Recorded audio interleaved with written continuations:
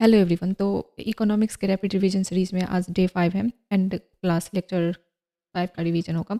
And pillar A1 A हम लोग already revise कर चुके हैं। यहाँ से अब पिलर A1 A2 स्टार्ट होएगा। So let's dive into this. The topics we are gonna cover today is money demand, supply and creation. तो money demand of money and then liquidity preference theory के बारे में हम लोग पढ़ते हैं। तो देखो, British economist John Maynard Keynes ने British economist John Maynard Keynes ने उनके book the general theory of employment, interest and money, उसमें ये बुक आई थी।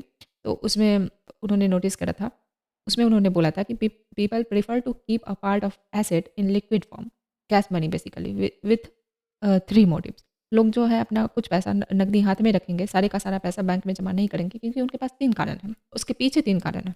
तो देखो, पहला कारण है ट्रांजैक्शन मोटिव, दूसरा कारण है प्रिकॉशनरी मोटिव, तीसरा कारण है स्पेकुलेटिव मोटिव। तो इसको डिफाइन करते हैं।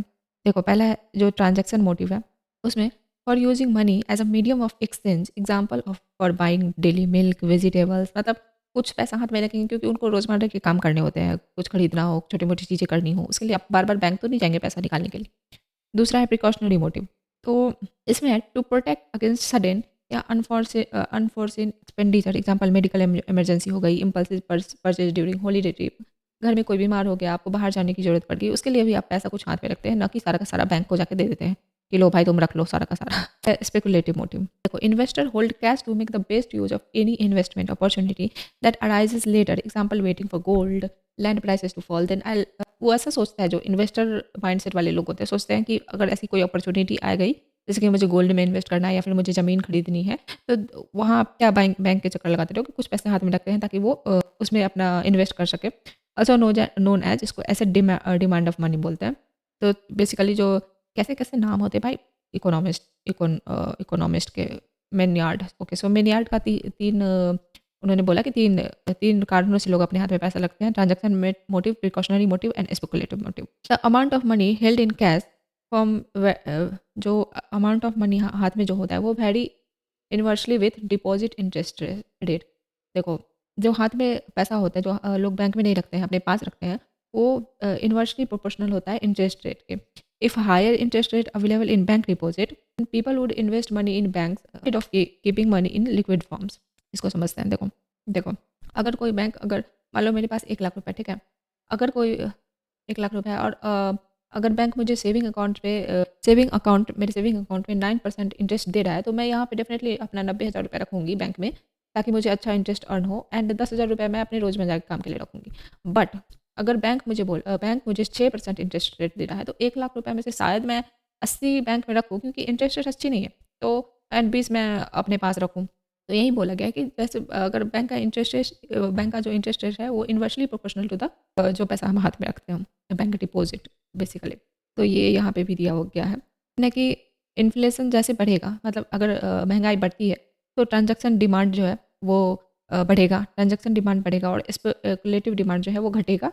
देन जो आएगा वो टोटल डिमांड फॉर मनी होगी। ये कैसे? देखो, महंगाई बढ़ी, ठीक है, तो जो आप पहले 10,000 रुपये अपने हाथ में रखोगे एंड 90,000 रुपये बैंक में रखोगे, तो महंगाई है तो आपको 10,000 रुपये में भी आपका रोज़ का काम ना हो पाए, तो आप इसके लिए 20,000 रुपये अपने हाथ में रखोगे और 80,000 अपने बैंक में रखोगे। तो ट्रांजैक्शन डिमांड, महंगाई बढ़ी तो ट्रांजैक्शन डिमांड बढ़ेगा, देन जो तो फिर मतलब स्पेकुलेटिव डिमांड जो है वो घटेगा। फिर आप मतलब ये नहीं सोचोगे कि मैं जाके किसी गोल्ड में ये सब में इन्वेस्ट कर दूँ। This thing written on economy का जो 12th क्लास का एनसीईआरटी, 11th क्लास का एनसीईआरटी है, तो उसमें भी ये सारी बातें लिखी हुई हैं। तो अब वो टोटल डिमांड ऑफ मनी होगा। अब देखो, ये तो इन्फ्लेशन के साथ हो गया। अब देखो एक मिनट, जीडीपी क्या है? जीडीपी क्या होता है? तो एक साल में किसी भी देश में जितना भी प्रोडक्शन होता है वो वो जीडीपी कहलाता है। तो होता क्या है कि जब भी जीडीपी बढ़ता है तो इसका मतलब ये है कि आप बहुत सारा काम हो रहा है, लोग फैक्ट्री में काम कर रहे हैं, बहुत सारा प्रोडक्शन हो रहा है, इसका मतलब तो यही हुआ ना। तो अगर फैक्ट्री में लोग ज़्यादा काम कर रहे हैं, ज़्यादा प्रोडक्शन हो रहा है, तो उनको सैलरी भी देना पड़ेगा। आप रॉ मटेरियल खरीदोगे, फिर बहुत सारी चीज़ें होंगी, उनको सैलरी देना पड़ेगा। फिर अगर उनको सैलरी अच्छी मिल रही है तो वो शॉपिंग करेंगे, तो जीडीपी बढ़ती है तो ट्रांजैक्शन डिमांड भी बढ़ता है। सो ये भी इंपॉर्टेंट चीज़ है। एंड अगर इस पर बैंक अच्छा इंटरेस्ट नहीं दे रही है तो स्पेकुलेटिव डिमांड जो है वो घटता है। सॉरी, बैंक अच्छा इंटरेस्ट नहीं दे रही है तो स्पेकुलेटिव डिमांड जो है वो बढ़ता है। इफ बैंक या bond not paying good deposit interest, we will withdraw money and wait to invest gold या प्रॉपर्टी में वो इन्वेस्ट कर देते हैं लोग जो हैं। तो देखो, टोटल डिमांड ऑफ मनी जो फैक्टर्स अफेक्ट करते हैं वो है total demand for money in economy equal to transaction demand जो होता है प्लस जो स्पेकुलेटिव डिमांड होता है, उसके बाद जो निकलता है वो टोटल डिमांड ऑफ मनी होता है। नेक्स्ट हमारा टॉपिक है, एक मिनट, नेक्स्ट हमारा टॉपिक है लिक्विडिटी ऑफ एसेट। ये क्या है? तो देखो, किसी भी चीज़ को हम कितनी जल्दी, किसी भी प्रॉपर्टी को हम कितनी जल्दी बेच कर उसे कैश में ट्रांसफ़र कर देते हैं, ये ये उसका लिक्विडिटी डिसाइड करता है। देखो मतलब मान लो मेरा कोई घर, मेरा नहीं, किसी का भी घर है, तो वो अगर इस प्रॉपर्टी को बेचना चाह रहा है तो ये कितनी जल्दी बिक जाता है और एंड उसे कितनी जल्दी उसके हाथ में कैश आ जाता है, ये डिसाइड करता है कि ये प्रॉपर्टी कितनी लिक्विड है या नहीं। इसका मतलब है कि लिक्विडिटी जो है, liquidity equal to ease of converting an asset into cash. Cash is the most liquid asset. Cash जो होता है वो मोस्ट लिक्विड एसेट है, क्योंकि वो तो कैश खुद ही है। तो हाईली लिक्विड एसेट्स में क्या-क्या आता है? जो तुरंत मतलब आपको कस्टमर ढूँढने का भी ज़रूरत नहीं पड़े, वो खुद ही कस्टमर आपके पास चल के आए कि हाँ भाई, तुम अपना सामान मुझे दे दो और मैं पैसा ले लो तुम मेरे से। तो ये जैसे कि गोल्ड हो गया, डिमांड डिपॉज़िट हो गया, गवर्नमेंट सिक्योरिटी होगी, ट्रेज़री बिल हो गया, शेयर हो गया, बॉन्ड हो गया। वो भी रिपोर्टेड कंपनी की अगर बॉन्ड है, जैसे अडानी, अंबानी या आईपीसीएल वगैरह का है, तो it will easy to convert your asset into cash. Next है रिलेटिवली लिक्विड एसेट। ये क्या होता है? तो देखो, होम हो गया, रियल एस्टेट या पेंटिंग या स्कल्पचर हो गया। ये डिफ़िकल्ट है फाइंड करना बायर्स को कि आप सही दाम पे मेरा घर ले लो, मेरी पेंटिंग्स ले लो, मेरा सामान ले लो। ये सब या फिर मूर्ति वगैरह को ढूँढना is very difficult. Not very but difficult than the gold वगैरह के बेचने में। लिक्विडिटी इंजेक्शन या इन्फ्यूज़न, ये क्या होता है? तो देखो, refers to RBI buys bank या आरबीआई बाइज़ बैंक या एनबीएफसी का गवर्नमेंट सिक्योरिटी या ट्रेजरी बिल या financial assets to give them cash. इसके बारे में और हम लोग आगे वीडियो में पढ़ेंगे, बट कि अगर आरबीआई जो है वो बैंक का गवर्नमेंट सिक्योरिटी जो होता है या बैंक से या एनबीएफसी से गवर्नमेंट सिक्योरिटी, ट्रेजरी बिल या फाइनेंशियल एसेट बाय करती है और उनको उसके बदले में कैश देती है, तो बेसिकली क्या होता है कि वो अगर वो बैंक को कैश देगी और उसका गवर्नमेंट एसेट लेगी, तो बैंक आगे फिर उसको बढ़ाएगा, वो बाकियों को लोन देगा। फिर अगर वो बाकियों को लोन दे रहा है, तो जो लोगों को लोन मिल रहा है उससे लोग अपना काम कर रहे हैं, शॉपिंग कर रहे हैं, गाड़ी खरीद रहे हैं, अलग-अलग चीज़ें कर रहे हैं। तो बेसिकली क्या हुआ कि वो इंजेक्ट कर रहा है पैसे को, आरबीआई इंजेक्ट कर रहा है। तो ये है लिक्विडिटी इंजेक्शन। नेक्स्ट जो हमारा टॉपिक होगा वो है balance sheet, A companies statement of asset and liabilities. Balance sheet क्या होता है? तो देखो, एसेट, पहले तो एसेट क्या हुआ? तो एसेट, ये मान लो मुकेश अंबानी सर हैं एंड उनका एसेट और लायबिलिटी इनके नज़रिए से क्या होगा? तो एसेट मतलब एसेट उनके लिए क्या होगा? Which will help generating income. Example like जो फिजिकल एसेट होगा, फैक्ट्री, मशीन। कंपनी के नज़रिए से संपत्ति वह चीज़ है जिसमें से उसे आमदनी उन्नत होती है। तो इनके लिए फैक्ट्री हो गया, मशीन हो गया और ये सब चीज़ें। देन लायबिलिटी क्या होती है? जो देने का होता है उनको, जैसे कि अगर इनके ऑफिस पे या फैक्ट्री में जो एम्प्लॉय वगैरह काम कर रहे हो, तो उनको पेमेंट देना है, payment for raw material, staff की सैलरी, लोन वगैरह हो गया, तो ये इनके लिए लायबिलिटी हो गया। अब इनके लिए जो लायबिलिटी होगी वो बैंक के नज़रिए से बैंक का एसेट होगा। समझो इस बात को। जो इनके लिए लायबिलिटी है, जो इनको दूसरों को देना है, तो बैंक जब इस चीज़ को देख रहा है तो बैंक के लिए ये एसेट है। जो मुकेश अंबानी के लिए लायबिलिटी है, बैंक के लिए वो एसेट है। एंड जो मुकेश अंबानी के लिए एसेट है, वो बैंक के लिए लायबिलिटी है। तो देखो, बैंक के लिए एसेट क्या है? कि वो लोन दे रहा है, लोन अगर वो किसी को दे रहा है, तो ये उसके लिए एसेट है, क्योंकि वो लोन दे रहा है, वो फिर लोन दे रहा है, उस पे इंटरेस्ट लेगा, इंटरेस्ट चार्ज करेगा, तो वो पैसे कमाएगा। और लायबिलिटी उनके लिए क्या है? बैंक के लिए, बैंक के नज़रिए से, अगर मैं उस बैंक में पैसे जमा कर रही हूँ, तो बैंक मुझे उस पे इंटरेस्ट दे रहा है ना, तो बैंक दे रहा है, तो ये उसका लायबिलिटी है। And what's two type of asset, like intangible and tangible. तो टेंजिबल एसेट जो होता है, जैसे कि हम उसको देख सकते हैं, टच कर सकते हैं, जैसे कि फिजिकल एसेट हो गया, फैक्ट्री, मशीन, ये सबको हम देख सकते हैं, सुन सकते हैं। लेकिन जो इंटेंजिबल एसेट होता है उसको हम देख नहीं सकते, मतलब जैसे कि मान लो पेटेंट टाइप का जो एसेट होता है उसको हम देख नहीं सकते, ये नहीं कर सकते, तो वो इंटेंजिबल एसेट होता है। अब देखो, डिपॉजिट के टाइप्स हैं, तो बैंक के नज़रिए से देखते हैं। तो बैंक का जो लायबिलिटी है वो बैंक का जो लायबिलिटी होगा वो डिपॉजिट होगा। ओके, तो बैंक का जो लायबिलिटी वाला डिपॉजिट है उसके दो तरह का डिपॉजिट होता है। एक तो टाइम डिपॉजिट होता है, time liabilities of bank, and then demand liabilities of bank. तो बैंक का जो लायबिलिटी है वो डिपॉजिट है, और लायबिलिटी, बैंक की लायबिलिटी का दो टाइप होता है, एक टाइम लायबिलिटी होता है एंड एक डिमांड लायबिलिटी होता है। तो टाइम लायबिलिटी में जो होता है वो फिक्स डिपॉजिट होता है, रिकरिंग डिपॉजिट है, स्टाफ सिक्योरिटी डिपॉजिट होता है। ये क्या होता है? मतलब आप पैसा सर्टेन अमाउंट ऑफ पैसा आप बैंक में रख दो, एंड देन आपको उस मैच्योरिटी पीरियड के बाद ही वो पैसा आप विदड्रॉ कर सकते हो। अगर आप मैच्योरिटी पीरियड से पहले उस पैसे को निकालने का कोशिश करते हो, तो आप बैंक आप को पेनल्टी चार्ज करती है। हाँ, तो वो पेनल्टी चार्ज करती है। डिमांड डिपॉजिट क्या होता है? डिमांड डिपॉजिट होता है जैसे करंट अकाउंट हो गया, सेविंग अकाउंट हो गया। तो इसमें से आप पैसा जाओ, जब बोलो बैंक को तब वो आपको निकाल के देगा एंड कोई पेनल्टी चार्ज भी नहीं लग रहा है। करंट अकाउंट वो होता है जिसपे मतलब 0% ब्याज मिलता है। ये बेसिकली बिज़नेस मैन वगैरह के लिए होता है क्योंकि उसपे फिर उनको अलग तरह का फ़ायदा होता है क्योंकि वो जो बिज़नेसमैन वगैरह होते हैं वो ये अकाउंट खोलते हैं ताकि उनको ओवरड्राफ्ट वगैरह का भी फैसिलिटी प्रोवाइड किया जाता है। एंड सेविंग अकाउंट भी सिमिलर ही है। इस पे आपको कम ब्याज मिलता है, कम इंटरेस्ट मिलता है एंड आप जब चाहो इसको निकाल सकते हो। देन डिमांड ड्राफ्ट होता है, ये हम लोग पहले पढ़ चुके हैं डीडी, जो पहले से ही उसमें पैसा रहता है एंड आप चाहते हो उसको लेके एंड कॉलेज वगैरह का फीस वगैरह जमा करने के लिए। फिर over due balance in fixed deposit, अब ये क्या है? ये भी डिमांड लायबिलिटीज़ में आता है। ओवरड्यू मतलब क्या हुआ कि आप कोई कहीं आप पैसा फ़िक्स्ड डिपॉज़िट में जमा कर रहे हो एंड उसका पीरियड समाप्त हो चुका है, वो मैच्योर हो चुका है, तो आप जब भी मुँह उठा के जाओगे तो बैंक आपको पैसा देगा ही। देन है अनक्लेम्ड डिपॉज़िट, तो ये क्या हुआ? मान लो कि कोई कोई फ़ादर है, ठीक है? वो मर गया, तो उसके 2 बेटे हैं, ए एंड बी। वो जाता है और फ़ादर ये बोल के नहीं गया, किसी को भी नॉमिनी बना के नहीं गया कि ये पैसा किसको मिलना चाहिए। तो अभी पैसा पड़ा हुआ है, तो ये दोनों जाके कोर्ट में केस करता है कि तो मान लो बेटा बी जो है वो जीत गया केस में, तो वो जब भी मुँह उठा के जाएगा तो बैंक उसको पैसा देगा। दैट इज़ वो जो अनक्लेम्ड डिपॉज़िट था वो क्लेम्ड हो चुका है। तो नेक्स्ट है जो टाइम लायबिलिटीज़ ऑफ बैंक है, उसमें जो पब्लिक जो है ज़्यादा पैसा रखती है क्योंकि इसमें ज़्यादा इंटरेस्ट देता है बैंक। जो सेविंग अकाउंट या करंट अकाउंट है इसमें पैसा कम रखते हैं पब्लिक क्योंकि इसमें इंटरेस्ट उतना नहीं मिलता है। और जो टाइम लायबिलिटीज़ ऑफ बैंक होता है वो लेस लिक्विड होता है, आप मैच्योरिटी पीरियड के पहले नहीं निकाल सकते। लेकिन जो डिमांड लायबिलिटीज़ ऑफ बैंक होता है उसको आप जब चाहो निकाल लो और कैश में कन्वर्ट कर लो, ये सब चीज़ें होती हैं। अब देखो डिपॉज़िट में भी अब है ग्रीन डिपॉज़िट, तो ये क्या होता है? ये भी डिपॉज़िट का ही एक टाइप होता है। 1 मिनट, यस, ये भी डिपॉज़िट का ही एक टाइप होता है। 2023 में RBI released guidelines, it is a type of fixed deposit. This deposit money is loan to green या एनवायरनमेंट रिलेटेड जो भी प्रोग्राम होंगे उसमें ये इन्वेस्ट होएगा पैसा। Who can collect such deposit, कौन कलेक्ट कर सकता है? तो बैंक्स हैं, डिपॉज़िट टेकिंग एनबीएफसीज़ हैं, लाइक जब Bajaj, Finserv, etc and housing finance companies like Canfin Homes, ये सब।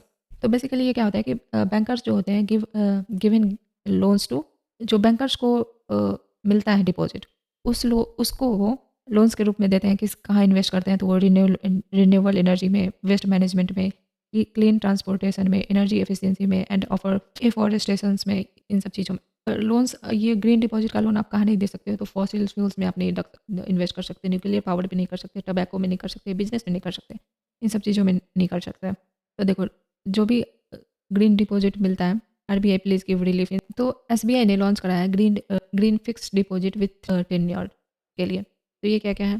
पहला आप 1111 दिन के लिए, दूसरा है 1777 दिन के लिए, तीसरा है 2222 दिन के लिए।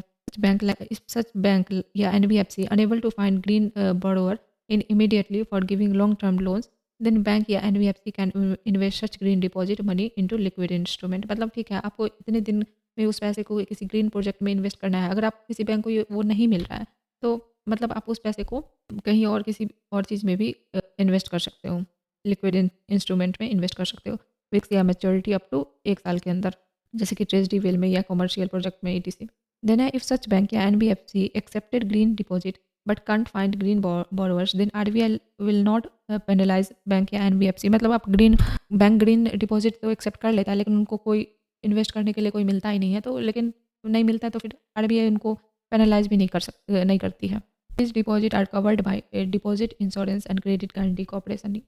ये सब मतलब इंश्योरेंस में भी ये डिपॉजिट कवर किए जाते हैं। तो इवन if बैंक फेल्स या शट डाउन हो जाता है तो डिपॉजिटर विल गेट 5 लाख तक का उनको रिफंड मिल जाता है बाय डीआईसीजीसी के द्वारा। नेक्स्ट है green deposit must be issued या एक्सेप्टेड इन रूपी करेंसी ओनली। मतलब जो ग्रीन डिपॉजिट होता है वो रूपी करेंसी में ही मिलेगा, डॉलर या यूरो में नहीं मिल सकता।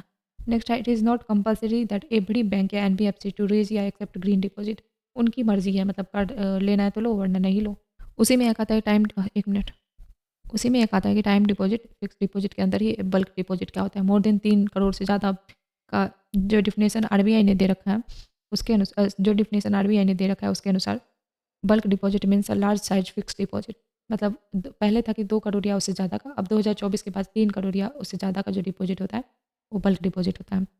Bankers may offer different interest rate on bulk deposit compared to normal fixed deposit. Now, whether interest will be higher or lower than the normal deposit depends on the banker business situation. ये bulk deposit हुआ। Next है इसी में demand deposit में ही saving account में salary account, ये क्या होता है? तो देखो example, if Infosys has 5 lakh employ Infosys में काम करते हैं, तो Infosys will open their saving account, उनका सेविंग अकाउंट खोलेगा in a bank and deposit the monthly salary inside it, such accounts are called salary account. तो वो चीज़ है। नेक्स्ट है डिपॉजिट में इन ऑपरेटिव या अनक्लेम्ड अकाउंट्स, ये क्या होता है? तो इन ऑपरेटिव अकाउंट क्या होता है? तो देखो, if depositor not doing any transaction from his side for more 2 साल से ज़्यादा, अगर डिपॉजिटर अपने अकाउंट से कोई भी ट्रांजैक्शन नहीं करता है, देन ओवर 1 लाख और करोड़ स्टक हियर, मतलब डाटा बताता है कि 1 लाख जो करोड़ रुपए जो है यहाँ पे बंधा हुआ है। Then bank can't charge penalty on such customer, if it is a saving account then bank must continue paying interest on it. मतलब बैंक अगर ऐसा कुछ है, मतलब 2 साल से उसने नहीं करा है ट्रांजैक्शन, तो बैंक को फिर भी उनको पेनल्टी नहीं लगाती है बैंक, बल्कि उनको उल्टा पैसे इंटरेस्ट देना पड़ता है डिपॉजिटर को। उसी में है अनक्लेम्ड डिपॉजिट क्या होता है?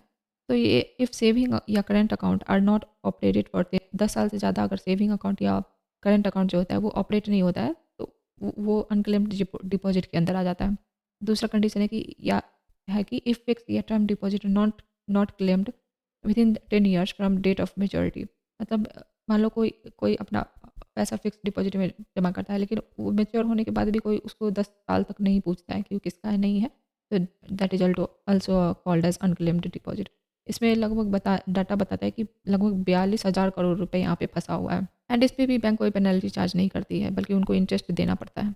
इसी में एक आता है कि उद्गम पोर्टल क्या है? तो अनक्लेम्ड बैंक डिपॉजिट 2000 ये पोर्टल लेके आया है bank, Udgam portal. If deposits remain unclaimed for 10 years in a bank, banker need to transfer it to depositor education and awareness fund. देखो, अगर 10 साल तक उस अनक्लेम्ड डिपॉजिट को कोई पूछने वाला नहीं है कि किसका नहीं है, तो उसको जो है वो बैंक को ट्रांसफ़र करना पड़ेगा एजुकेशन एंड अवेयरनेस फंड में। ऐसा आरबीआई का आइडिया है। देखो, डेड बैंक या डिपॉजिटर का अनक्लेम्ड पैसा, then depositor education and awareness fund में ऑफ आरबीआई क्रिएट करता है और पैसा वहाँ जाएगा। तो उसके लिए आरबीआई ने उद्गम पोर्टल सेटअप करा है।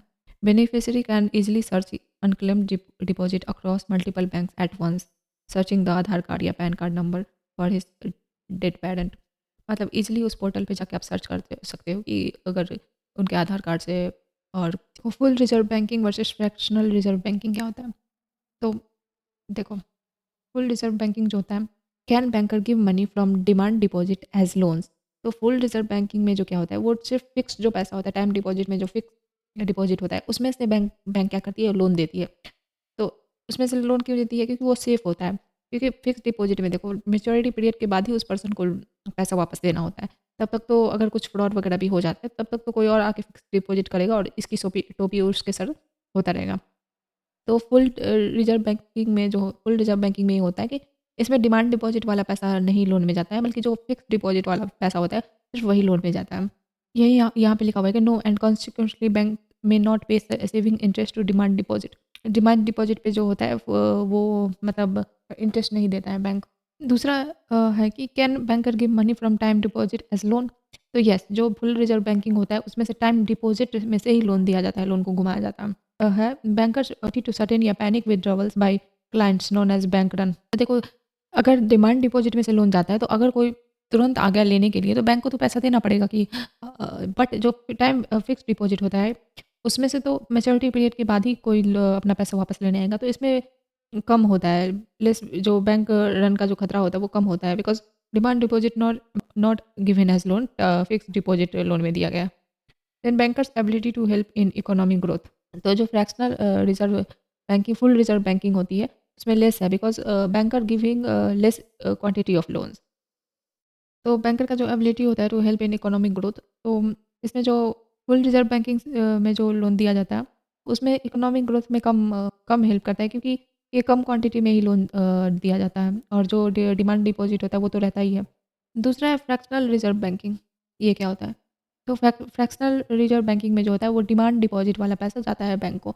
यस, इसमें लिखा है can banker give money from demand deposit as of course definitely. तो फ्रैक्शन में होता है कि मान लो फिक्स डिपॉजिट में 80 करोड़ रुपए है और डिमांड डिपॉजिट में 20 करोड़ रुपए है, तो वो इसमें से दोनों में से लोन दिया जाएगा, आगे बढ़ाया जाएगा। देन है can banker give money from time deposit as loan. तो फ्रैक्शनल रिजर्व बैंकिंग में होता है कि वो demand deposit and fix deposit दोनों में से ही लोन प्रोवाइड होता है। बट फुल रिजर्व बैंकिंग में क्या होता है कि आप डिमांड डिपॉजिट में से लोन नहीं घुमा सकते हो। देन है बैंकर्स वल्नरेबिलिटी टू सर्टेन या panic known as bank run. तो जो फिक्स डिपॉजिट में से लोन घुमाया जाता है उसमें तो खतरा कम होता है, लेकिन जो डिमांड डिपॉजिट में लोन घुमाया जाता है, because both time and demand deposit are given as loan, so if Vijay Mallya the country it will create more problems. अगर डिमांड डिपॉजिट में से लोन दिया गया मान लो विजय माल्या को, और वो कंट्री से वो पैसा लेके भाग गया, तब ज़्यादा प्रॉब्लम क्रिएट होता है। But it is good for economy, क्योंकि डिमांड देखो, डिमांड डिपॉजिट वाला पैसा अगर आप लोन में नहीं घुमाओगे तो वो तो पैसा पड़ा ही रहेगा ना।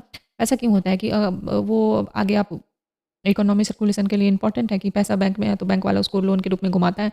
लेकिन अगर डिमांड डिपॉजिट में से बैंक वाला पैसा देना बंद कर दे, लोन देना बंद कर दे, so that is not good for economy.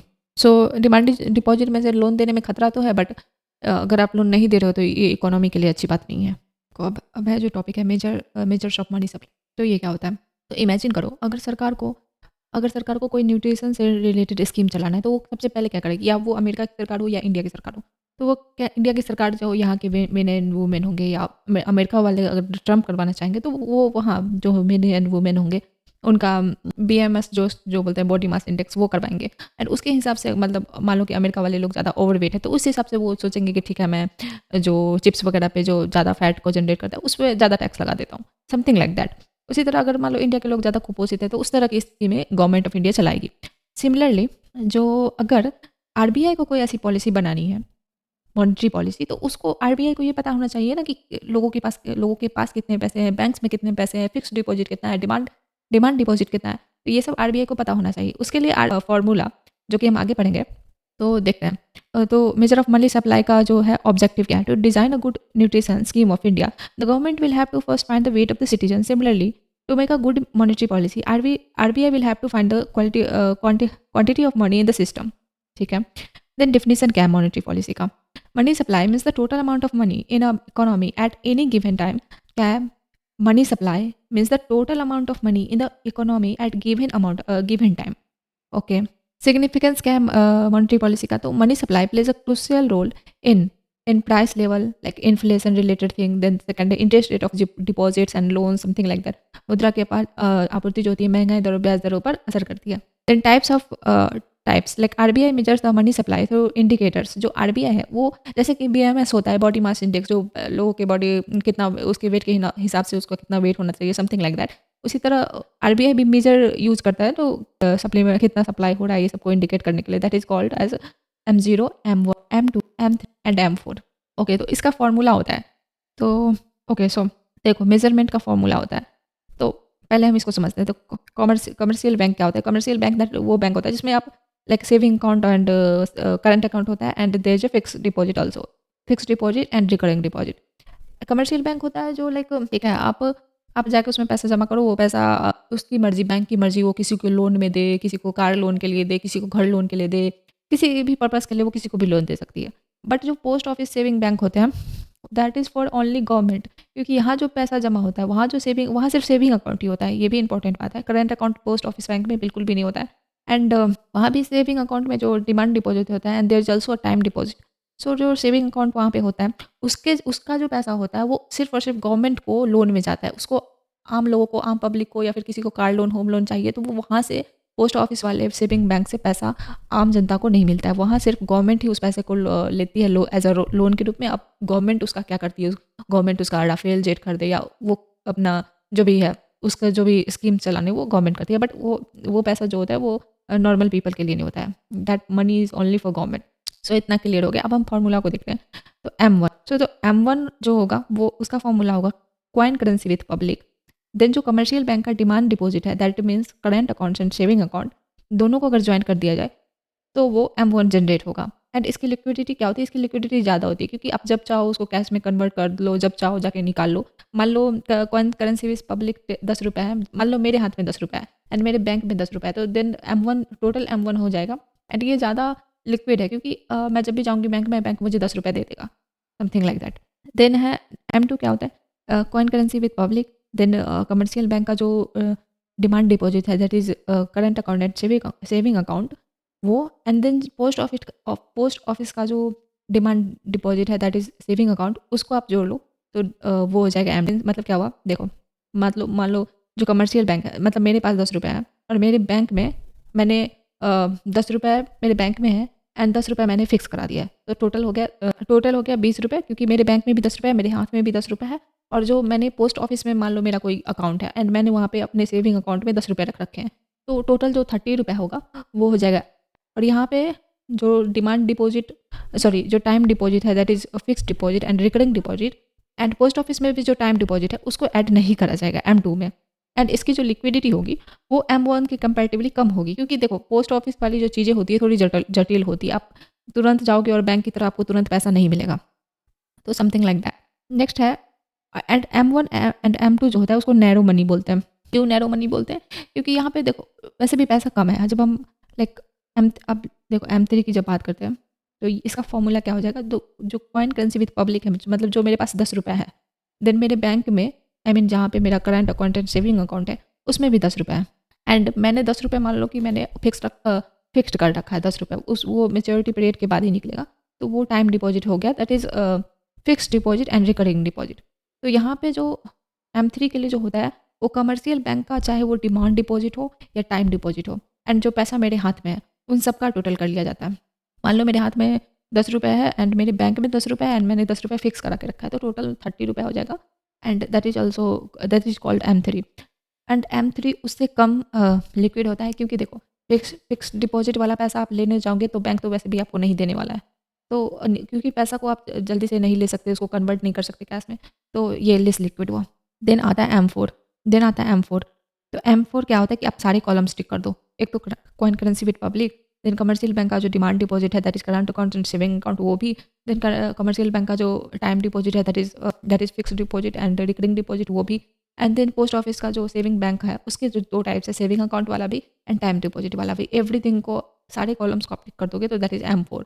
And ये इसकी मात्रा तो ज़्यादा होती है, बट वेरी आप जल्दी से इसको कैश में कन्वर्ट नहीं कर सकते। आप बैंक जाओगे तो वो मिल नहीं सकता, क्योंकि यहाँ पे पोस्ट ऑफिस वाला भी इसमें इंक्लूड हो गया है, तो ये बहुत ही कम लिक्विड होता है। The most commonly used measure of money supply, also known as aggregate money resources, aggregate supply, because out of all the money supply indicator जो होता है M0 से लेकर M4 तक, this is the indicator RBI will focus the most of its analysis while designing the monetary policy.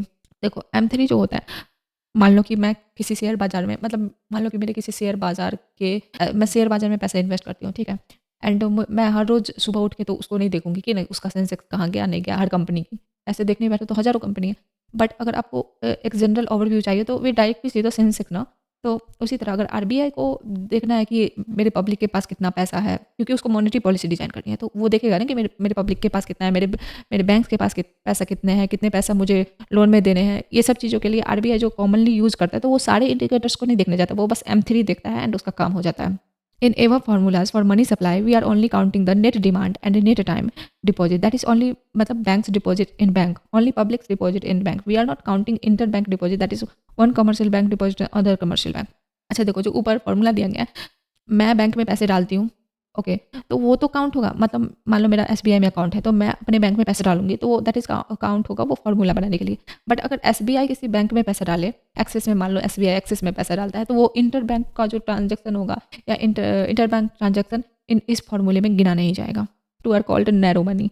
तो ये क्या होता है, because of their smaller size since they only cover the demand deposit, M3 and M4 are called broad money. क्योंकि देखो तो में सिर्फ और सिर्फ डिमांड डिपॉजिट ही कवर हो रहा है, time deposit, fix deposit, post office का डिपॉजिट, ये सब कवर नहीं कर रहा है। लेकिन M3 एंड M4 में कुछ चीज़ें हैं जो टाइम डिपॉजिट का भी है, तो उसमें ऑब्वियसली पैसा ज़्यादा ही होगा, तो इसलिए उसको ब्रॉड मनी बोला जाता है। Because of their relatively larger size than M2, since this terms are given in NCERT, so भी समथिंग लाइक। सो ये था RBI के मॉनेटरी पॉलिसी डिजाइन करने के पहले का इंडिकेटर्स एंड फार्मूला।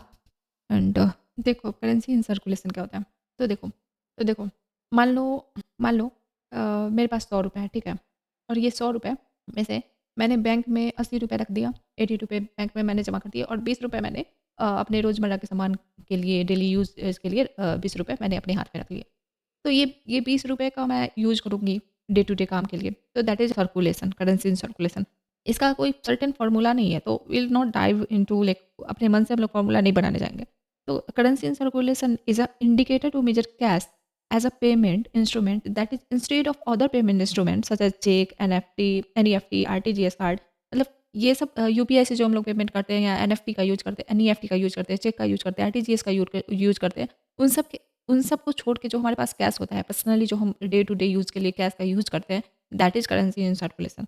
तो 2021 में क्या हुआ कि करेंसी इन सर्कुलेशन ग्रोथ में डिक्लाइन फ्रॉम रीजन, क्योंकि देखो precautionary demand for cash has reduced या subsidized, people are keeping less quantity of cash in hand and depositing more quantity in bank. लोगों ने कोरोना का खौफ कम हुआ, इसलिए जनता अब एहतियाती रूप से कोविड के टाइम में करेंसी इन सर्कुलेशन ज़्यादा हो गया था, लेकिन जैसे-जैसे कोरोना कम हुआ, करेंसी इन सर्कुलेशन घटा, क्योंकि वो कोरोना का खौफ कम हुआ, तो लोग ज़्यादा पैसा रखने लगे पास पे एंड डे टू डे काम के लिए यूज़ करने लग गए। फिर 2022 में क्या हुआ, रसिया यूक्रेन वॉर हुआ, फिर टेम्परेरी इंक्रीज़ हुआ, प्रिकॉशनरी कैश होल्डिंग, फिर करेंसी इन सर्कुलेशन इंक्रीज़ हुआ। समथिंग, तो ये अप्स एंड डाउन्स चलते ही रहता है, तो there is no such thing कि वो सब चीज़ें। मिसलेनियस टॉपिक है वेलोसिटी ऑफ मनी सर्कुलेशन। तो देखो वेलोसिटी ऑफ मनी सर्कुलेशन सबसे पहले क्या होता है? तो ये कुछ नहीं है, एक मतलब एक हाथ से पैसा, एक पैसा जो है मतलब एक नोट जो है, पैसा एक हाथ से दूसरे हाथ में या दूसरे से तीसरे या तीसरे से चौथे हाथ में कितनी बार ट्रांसफ़र हो रहा है, तो that is velocity of money. देखो एक ही नोट कितने हाथ बदलती है। It is the average number of times money passes from one hand to another during given time period. Example, you bought pen worth tea from shopkeeper and he uses 10 rupee to buy tea from another shop. Same currency note performed function of 20, कितनी बार जो है एक note है जो वो दूसरे हाथ में जाता है। जैसे कि मैंने 10 रुपए का पेन खरीदा, फिर उस दुकान वाले ने मेरे दिए हुए 10 रुपए का चाय पी लिया, तो ये बेसिकली 20 रुपए का काम कर गया। एक ही 10 रुपए था लेकिन दो अलग अलग काम करे। तो velocity of money circulation affected by following factors. तो देखो क्या था, वेलोसिटी ऑफ मनी जो सर्कुलेशन में होता है अफेक्टेड बाय फॉलोइंग फैक्टर्स। तो देखो इनका, भाई साहब, इनकम डिस्ट्रीब्यूशन, तो ये क्या होता है? तो money in the hands of poor people has higher velocity than the rich people. क्योंकि देखो जो गरीब लोग होंगे उनके, मम्मा 2 मिनट बंद करता, जो मनी गरीब के हाथ में होगा वो ज़्यादा सर्कुलेशन में होगा रेदर देन की अमीर के हाथ में, क्योंकि गरीब के हाथ में जो भी पैसा आएगा वो तो खर्च ही करेगा, क्योंकि उसके पास जमा करने के लिए बैंक में पैसा उतना उसके पास पैसा ही नहीं है कि वो बैंक में जाकर जमा करे and all of those things. लेकिन अमीर लोग हैं उसको तो उनको तो उनके पास पैसा ही पैसा है, तो कम ही सर चीज़ें खरीदेंगे जो गरीब लोगों के कंपेरिजन में। तो जो money in hands of poor people has higher velocity than the rich people.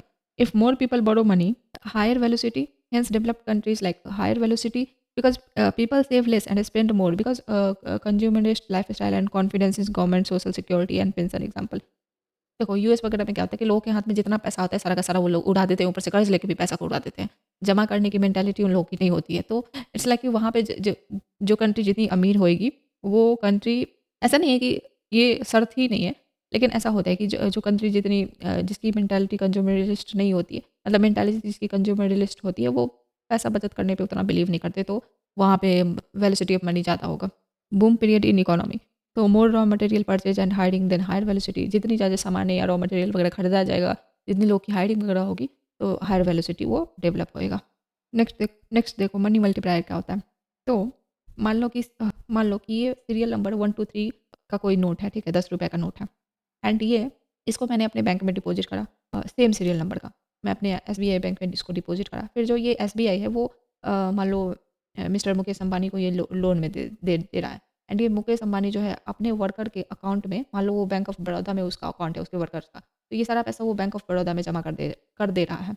तो सेम सिमिलर जो नोट है 100 रुपये का, वो मेरे भी बैंक में है एंड वो जो मुकेश अंबानी के वर्कर्स हैं उसके भी बैंक में सिमिलर 100 रुपये है। तो दैट वो 100 रुपये अगर हम चेक किया जाए, अगर आरबीआई चेक करे वो अपने इंडिकेटर्स से, तो उसको क्या पता चलेगा कि ये सेम 100 है तो सेम ही नोट, बट वो 200 का काम कर रहा है।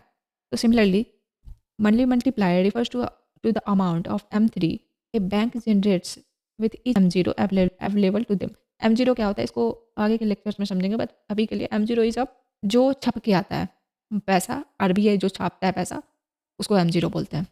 तो मंथली मल्टीप्लायर जो होता है depicts the relationship between monetary base and the economies money supply M3, indicating how fast the money supply will grow from the bank lending activity. क्योंकि देखो अगर बैंक में मैंने 100 रुपये जमा कर दिया, बैंक वाला उसको लोन में आगे पैसा नहीं दे रहा है, तो वो 100 का 100 ही रहेगा। It's very important to in economy चलाने के लिए देश के, कि इट्स वेरी इंपॉर्टेंट कि बैंक जो है वो पैसा लोन में आगे बढ़ाए, तभी वो मल्टीप्लाई होगा एंड इकोनॉमी स्मूथली मूव करेगी। तो higher the value of money multiplier the higher the liquidity in the market and vice versa. जितनी ज़्यादा मनी मल्टीप्लायर होएगा तो हायर लिक्विडिटी भी उतनी ही मार्केट में बढ़नी रहेगी। आरबीआई जो cash reserve ratio controls the ये टॉपिक हम कल कवर करेंगे। सो या this is a lecture 5 of rapid revision of